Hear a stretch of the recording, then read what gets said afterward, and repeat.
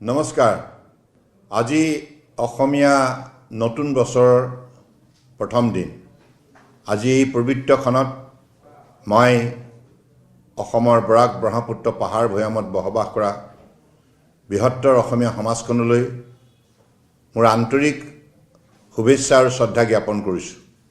অসমীয়া নতুন বছৰ এই বহাগ বিহুত আমি সকলোৱে ৰং ৰহস্য কৰি আমাৰ হাতামপুৰুষীয়া সামাজিক সাংস্কৃতিক আধ্যাত্মিক পৰম্পৰাৰ মূল্যবোধ আমি অটুট ৰাখোঁ।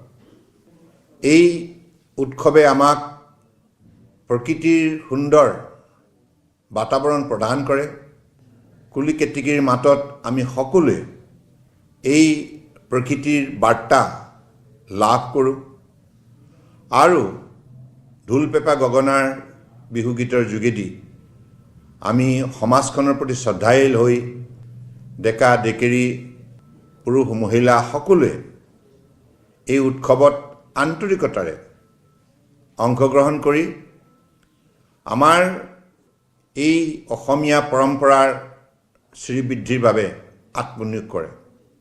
গতিকে মই আজি শুভক্ষণত সকলোৰে মংগল কামনা কৰিছোঁ।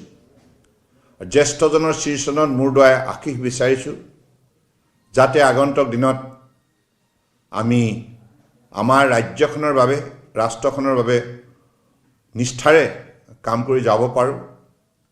আৰু লগতে এই শুভ মুহূৰ্তত মই ঈশ্বৰৰ ওচৰত প্ৰাৰ্থনা জনাইছোঁ, যাতে আমাৰ অসমীয়া সমাজখন সদায় সৰ্বাংগ সুন্দৰ হৈ থাকক, সুস্থ হৈ থাকক, সবল হৈ থাকক, শক্তিশালী হৈ থাকক আৰু এই বৃহত্তৰ অসমীয়া সমাজখন সকলো সময়তে মিলাপ্ৰীতিৰে আমাৰ মাজত আত্মিক সম্বন্ধ আমি শক্তিশালী ৰূপত গঢ় দিওঁ।